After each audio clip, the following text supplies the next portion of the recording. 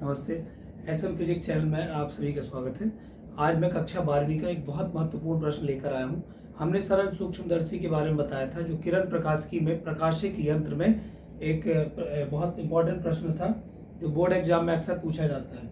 उसके बाद जो दूसरा है संयुक्त सूक्ष्मदर्शी की आवर्धन क्षमता का व्यंजक। इसमें और उसमें फर्क इतना है कि उसमें एक ही उत्तल लेंस का प्रयोग किया गया था, यानी वो नाम था उसका सरल सूक्ष्मदर्शी, तो वास्तव में वो सरल नहीं था क्योंकि एक ही उत्तल लेंस था।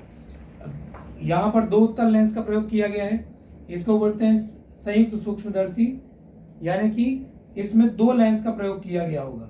एक लेंस जो है वो वस्तु के नजदीक होता है, ये इस वस्तु का प्रतिबिंब यहाँ पर बनाता है, और दूसरा लेंस जो है उसके लिए ये वस्तु बन जाता है और ये इसका अंतिम प्रतिबिंब यहाँ पे बनता है। फिर से ध्यान से सुने, देखिए संयुक्त सूक्ष्मदर्शी की आवर्धन क्षमता का व्यंजक सिद्ध करने के लिए ये फॉर्मूला आपको मालूम होना चाहिए। आवर्धन क्षमता m बराबर अंतिम प्रतिबिंब द्वारा, यानी प्रतिबिंब द्वारा आंख पर बना कोण। देखिए ये बीटा बन रहा है तो यहाँ पे भी बीटा बनेगा, और ये अल्फा बन रहा है तो यहाँ पे भी अल्फा बनेगा। ठीक है, तो प्रतिबिंब द्वारा आंख पर बना कोण ये ऊपर होता है, और बटे वस्तु द्वारा आंख पर बना कोण। ठीक है, व्यंजक देखने में कठिन लग रहा है, चित्र बहुत कठिन सा लग रहा है, लेकिन आप ध्यान से समझेंगे और मैं कोशिश करूंगा कि इसको बहुत सरल तरीके से समझाऊं। आपसे अगर चित्र बनाते आने लगा तो ये डेरिवेशन बहुत ईजी है, थोड़ा सा लेंथी है लेकिन बहुत सरल है। ध्यान से समझेंगे। देखिए आप इसको अगर ना देखो तो पहले इसको आप कॉन्सेंट्रेट करो, पहले इसको छोड़िए। ठीक है, हम यहाँ पे देखते हैं। उत्तल लेंस के सामने वस्तु रखी है ए बी। मान लो ये सरल सूक्ष्मदर्शी होता तो वहां पे यही हो रहा था कि इसका प्रतिबिंब यहाँ पे बन रहा, लेकिन उसमें क्या था कि वस्तु जो है वो फोकस बिंदु और यहाँ इसके बीच रखी थी प्रकाशिक केंद्र के। ठीक है, यहाँ पर बीच में रखने पर क्या बनता है, सीधा प्रतिबिंब बनता है, यानी आभासी, और इसी साइड बनता है। लेकिन अभी वस्तु रखी है फोकस से दूर। ठीक, तो ए बी वस्तु का जो प्रतिबिंब है वो बन रहा है ए डैश बी डैश। ठीक है, ए बी वस्तु का प्रतिबिंब ए डैश बी डैश पर बन रहा है। कैसे बन रहा है, किरण आरेख समझिए। ए से एक किरण जाती है डी पर, फिर ए से एक और किरण जाती है ओ से होते हुए सीधे निकलती है। मैंने बताया था कोई भी वस्तु का जो प्रतिबिंब बनता है उत्तल लेंस या उत्तल दर्पण में या किसी भी दर्पण में, प्रतिबिंब बनाने के लिए दो किरणों का मिलना जरूरी है। तो एक किरण ए से होकर जाती है डी पर, अपवर्तित होकर ये फोकस बिंदु से होकर यहाँ पर आएगी, और दूसरी किरण इससे होकर जाती है प्रकाशिक केंद्र ओ से। जब भी ध्यान से सुने, जब भी कभी प्रकाशिक केंद्र से कोई भी किरण गुजरती है तो वो सीधे गुजरती है, वो कहीं भी मुड़ती नहीं है। ठीक है, लेकिन और किसी जगह से गुजरेगी तो उसमें क्या हो जाएगा, अपवर्तन होगा, दिशा उसकी बदल जाती है। तो ये किरण इधर से आई यहाँ पर आई, ये इधर से आई इधर पर आई, ये दोनों मिली तो यहाँ पर इसका प्रतिबिंब बन गया ए डैश बी डैश। पहले चित्र को अच्छे समझिए, बाकी फिर व्यंजक मैं अच्छे समझाऊंगा। चित्र समझिए कि कैसे बना प्रतिबिंब। ए बी का प्रतिबिंब कैसा बना, उल्टा बना ए डैश बी डैश। उल्टा का मतलब क्या होता है, वास्तविक। ठीक है, अब देखिए इसने इस वस्तु का प्रतिबिंब यहाँ बना दिया, मतलब इस लेंस के लिए ये वस्तु हो गई और इसका प्रतिबिंब ए डैश बी डैश हो गया। लेकिन अब जो दूसरा लेंस है, दूसरा वाला लेंस जो नेत्र की ओर है, जहां पर आंख के नजदीक रखते हैं, तो ये वाला जो लेंस होता है ये नेत्र के नजदीक है, तो इसको क्या बोलते हैं, नेत्रिका बोलते हैं। इसको क्या बोलते हैं, अभिदृश्यक। अभिदृश्यक यानी वस्तु वाला लेंस, वस्तु के नजदीक वाला, और ये नेत्र के नजदीक है तो नेत्रिका बोलते हैं। अब हम देखते हैं ये वाले लेंस के लिए अब ये चीजें बदल जाती हैं कुछ। इसने तो अपना काम कर दिया, यहाँ प्रतिबिंब बना दिए। अब इस लेंस के लिए ये जो प्रतिबिंब बन रहा है ना, ये क्या बन जाएगा, वस्तु बन जाएगा। और अब ये इसका जो प्रतिबिंब बनाएगा वो यहाँ पर बनाएगा A double dash B double dash. ठीक है, फिर से देखिए इसके कारण जो प्रतिबिंब बना है वो ये बना वास्तविक प्रतिबिंब। अब इसके लिए ये बन गया वस्तु, यानी आभासी वस्तु, और फिर ये इसका प्रतिबिंब बनाता है इधर पर A double dash B double dash. तो ये कैसे बना, यहां से एक किरण इधर से आती हुई प्रतीत हो रही है आंख की ओर, तो इसको पीछे बढ़ाएंगे तो यहाँ मिलेगी।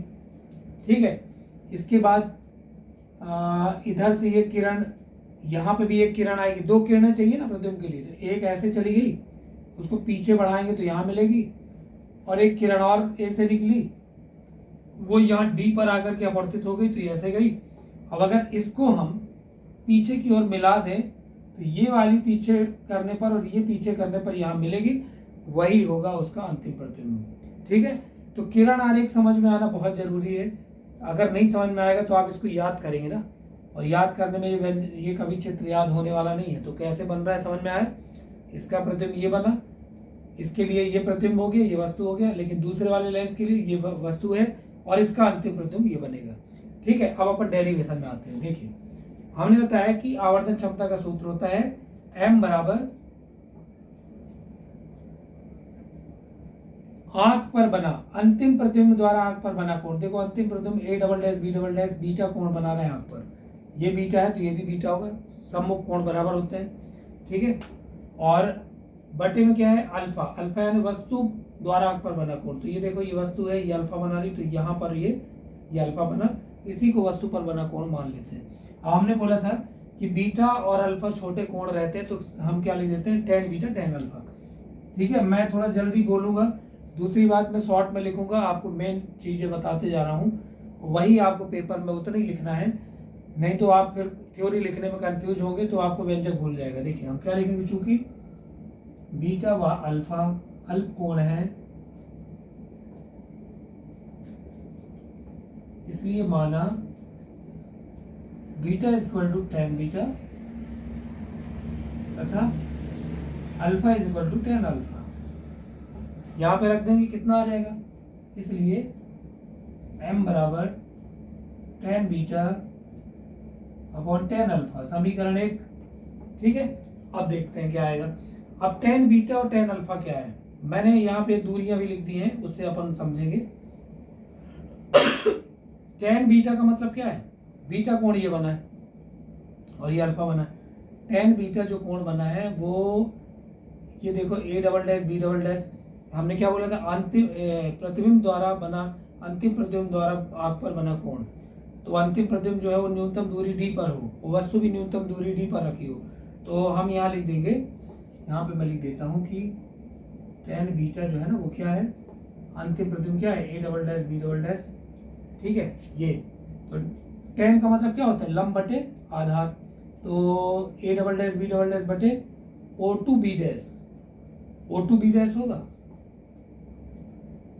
O2b डबल डैश, और a double dash b double dash लिख दें हम, और O2b डबल डैश को हमने क्या मान लिया, न्यूनतम दूरी d मान लिया। ठीक है, तथा और tan अल्फा में हम लिखेंगे tan अल्फा बराबर, tan अल्फा किसके बीच कोण बन रहा है, ए बी, ये है, और ये अल्फा है तो हम इसको लिख देते हैं लंब बटे आधार, मतलब कि लंब यानी वस्तु ये ए बी और आधार O1b, और O1b को भी d मान लिया, यानी कि वस्तु भी न्यूनतम दूरी d पर है, प्रतिबिंब भी न्यूनतम दूरी d पर बना, तो ए बी बटे क्या हो जाएगा, ये भी d हो जाएगा। हम इधर समीकरण 1 में रखेंगे तो कितना आएगा, समीकरण 1 से ये हो जाएगा m is equal to a double dash b double dash upon d and A B upon D, D से डी कैंसिल कर दो, तो m का वैल्यू कितना आ गया, a double dash b double dash बटे ए बी। अब हम यहाँ पे थोड़ा सा कुछ कलाकारी कर लेते हैं, क्योंकि डेरिवेशन करने के लिए आपको मैक्सिमम चीज़ें बनानी ही पड़ती हैं, जब आप उसको बनाएंगे तब आपको वो जो चीज़ चाहिए वो मिलेगा। तो क्या कर लेते हैं कि a डैश b डैश बटे a डैश b डैश का हम गुणा और भाग कर देते हैं, then m is equal to क्या हो जाएगा, ये हो जाएगा a double dash b double dash बटे a डैश b डैश और a डैश b डैश बटे ए बी। तो ये जो है इसको अगर हम समीकरण 1 लिख दें तो आप देखोगे जब इसको ये वाले त्रिभुज में किसमें ए डैश बी डैश, ये वाला A double dash B double dash वाला ये कहाँ पे, ये है देखो त्रिभुज A double dash O2 P double dash में आप भुजाओं का अनुपात जब लिखेंगे ना तो ये वाली भुजा को आप लिखोगे तो ये होगा A double dash B double dash बटे ए डैश बी डैश। मतलब इस वाले त्रिभुज में देखो ये वाला और ये वाला त्रिभुज दोनों को लेते हैं तथा A double dash B double dash O2 और ये वाला ए डैश बी डैश, ये एक जैसे त्रिभुज हैं, इनके कोण एक जैसे हैं लगभग, तो ये समरूप त्रिभुज हैं, तो इनमें भुजाओं का अनुपात भी एक जैसा रहेगा। तो इसमें क्या किया, इसको और इसको ले लिया, मतलब ए डैश O2 बी डैश में जगह कम है, लेकिन आप ध्यान से देखते जाए, मैं जो समझा रहा हूँ क्या करना है आपको। तो ये वाली और ये वाली भुजा का अनुपात लिख दिया मैंने, तो इनके आधार का भी अनुपात सेम हो गया, यानी O2 बी डबल डैश और बटे O2 बी डैश। ठीक, तो यहाँ पे क्या आएगा देखो, ये हो जाएगा A double dash B double dash A dash B dash. आप देखो O2 बी डैश, सॉरी यहाँ पे O2 B double dash, O2 B double dash ये कितना है -d, और O2 बी डैश कितना है, O2 बी डैश ये वाला है -UE, माइनस से माइनस कैंसिल, तो d/UE हो गया। ठीक है, अब देखना ये वाला इसको ले लेते हैं, मतलब समीकरण 1 को सॉल्व कर रहे हैं हम। इस वाले त्रिभुज में त्रिभुज AO1 B तथा त्रिभुज A dash O1 B dash, त्रिभुज A dash O1 B dash, मतलब ये जो जुड़े हुए त्रिभुज हैं AO1 B और इससे जुड़ा हुआ है A dash O1 B dash, जैसे इनको लिया था एक दोनों को, तो इसमें क्या करेंगे, इसमें भी वही भुजाओं का अनुपात AB बटे, या ये ले लेते हैं A डैश B डैश, जैसा लिखा है ये वैसे ही A डैश B डैश बटे AB, देन ये वाला कौन सा O1 B डैश बटे O1 B, इनके लंब का अनुपात दोनों के और उनके आधार का अनुपात। ठीक है, अब ये यहाँ कितना आएगा देखो, ये कितना आ जाएगा, O1 B डैश कितना है, O1 B डैश। आप यहाँ से देखो इस लेंस के लिए ये जो है प्रतिबिंब है, तो यहाँ से इस लेंस के लिए इस तरफ क्या होता है, धनात्मक एक्स अक्ष, तो इस तरफ की दूरी धनात्मक होगी, और प्रतिबिंब की दूरी कितनी होती है, V होती है। अब VO क्यों लिखा है, क्योंकि ये O वाला लेंस है, ऑब्जेक्ट लेंस, तो यहाँ क्या लिख दिया VO, और पॉजिटिव क्यों होगा, क्योंकि इस तरफ धनात्मक एक्स अक्ष और इसके इस तरफ ऋणात्मक, तो यहाँ वाला माइनस होगा, यहाँ वाला पॉजिटिव होगा। समझ में आ गया होगा, तो ये प्लस VO बटे O1 B माइनस UO है, तो इसको लिख दिया हमने माइनस UO, तो कितना आ गया। अब देखो इनको मैं लिख लेता हूँ एक साथ, ये माइनस में तो कितना हो जाएगा VO, मतलब ये हो जाएगा। अब देखो ये जो चीज है इसको हम मान लेते हैं M2, या इसको मान लेते हैं M1 बराबर माइनस VO बटे U, इसको M1 मान लेते हैं, इसको M2 मान लेते हैं। ठीक है, और ये क्या हो जाएगा M2, इसको मैं लिख देता हूँ, इसको लिख देते हैं M2, इसको M1, M2 D बटे UE, ये आ गया और ये आ गया। तो ये दोनों M1 M2 हो गया, समीकरण 1 में रख देंगे हम, समीकरण 1 से ये हो गया M बराबर M1, मतलब ये वाला जो है वो M1, ये M2 हो गया।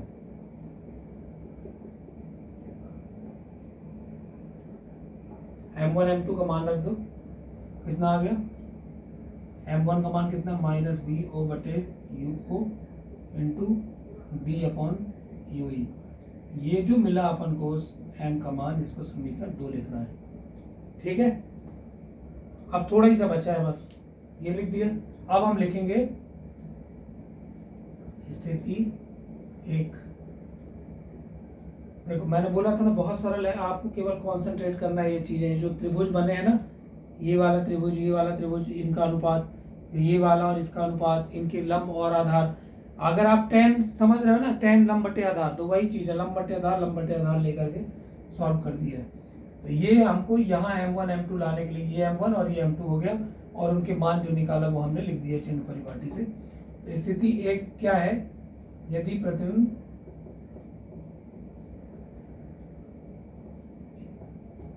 न्यूनतम दूरी d पर बने, तो इसमें क्या होगा, लेंस सूत्र क्या, 1/f = 1/b - 1/u। ठीक है, अब ध्यान से देखें, यदि प्रतिबिंब कहाँ पर बनता है, न्यूनतम दूरी d पर, फोकस दूरी क्या हो जाएगी, fe।